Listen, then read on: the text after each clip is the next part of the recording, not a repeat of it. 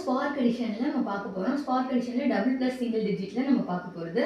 இப்போ இந்த சம்மை வந்து நம்ம ப்ளஸ் பண்ணும்போது எப்படி பண்ணணும்னா லெஃப்ட் டு ரைட், இதுதான் வந்து ஸ்பார்க் அடிஷனுடைய கான்செப்ட். ஓகேவா? லெஃப்ட்லேருந்து நம்ம பண்ணணும். இப்போ இந்த 3 அப்படியே இங்கே இறக்குங்க. இந்த 6 9 இருக்கா, இந்த 6 + 9 வந்து 15. இந்த 15ல இதுதான் எண்டு நம்பர். இந்த எண்டு நம்பரை இங்கே நம்ம போட போகிறோம். இப்போ இது கேரி ஆகுதுல்ல, கேரி ஆச்சு அப்படின்னா +1 ஆட் பண்ணணும். அப்போது ஆட் பண்ணால் 4. ஸோ இதனோட ஆன்சர் 45. இப்போ கேரியில் ஒரு எக்ஸாம்பிள், நான் கேரியில் பாருங்கள். எப்பவுமே லெஃப்ட் டு ரைட்டுன்றதுனால இந்த 4 அப்படியே இறக்குங்க. இது வந்து கேரி ஆர் நான் கேரி, 3 + 5 வந்து வெறும் 8. இதனோட எண்டு நம்பர் வெறும் 8ன்றதுனால அந்த 8 அப்படியே போட்டுக்கலாம். இப்போ இதே வந்து கேரி நம்பர் ஏதாவது ஒன்று இருந்தால் இங்கே ப்ளஸ் பண்ணிட்டு போகிறோம், இல்லாததால அதை அப்படியே போட்டோம். ஸோ இதுதான் ஆன்சர் 40. சூப்பர், சமத்துக்கிட்டிடா. வேதிக் மேத்ஸில் இன்னைக்கு பார்க்க போகிறது வந்து அடுத்த addition, spark addition. Already line addition பார்த்துருப்போம். இதில் 2 கான்செப்ட் இருக்குது.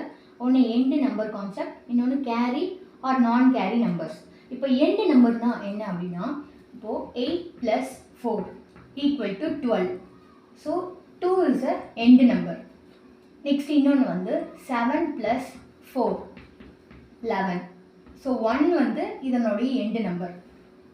ஸோ இன்னொன்று 8 + 1 = 9. இதனுடைய எண்டு நம்பர் இது.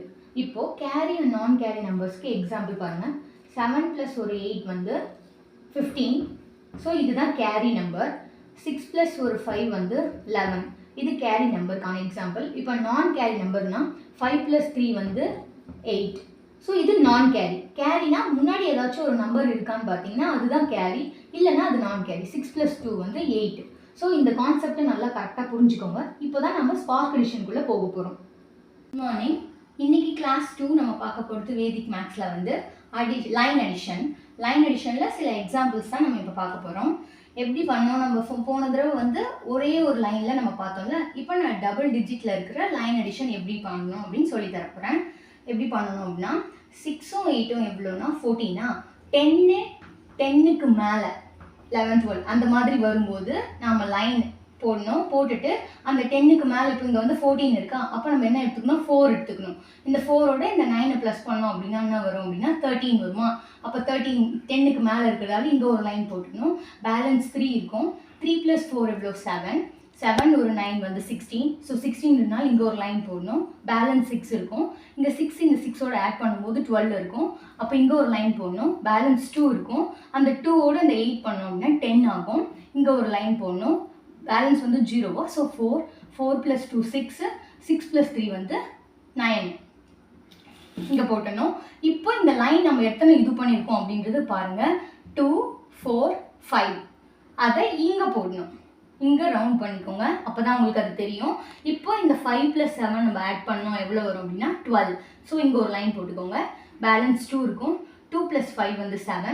7 + 4 வந்து 11. இங்கே ஒரு லைன் போட்டுக்கோங்க. பேலன்ஸ் 1 இருக்கும். 1 + 3 4 6. இங்கே வந்து இது பண்ணால் 13. 3 3 3 6. 6 ஒரு 2 வந்து 8.